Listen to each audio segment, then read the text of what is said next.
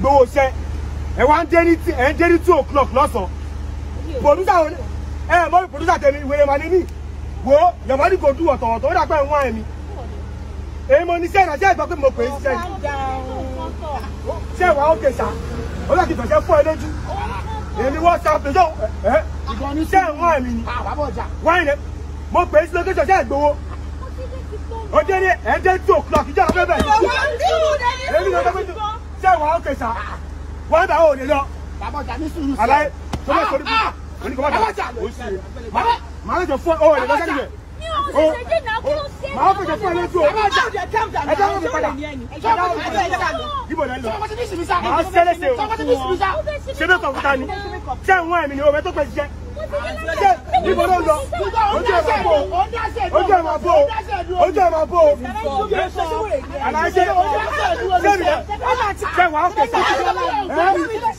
ṣé wàá ókè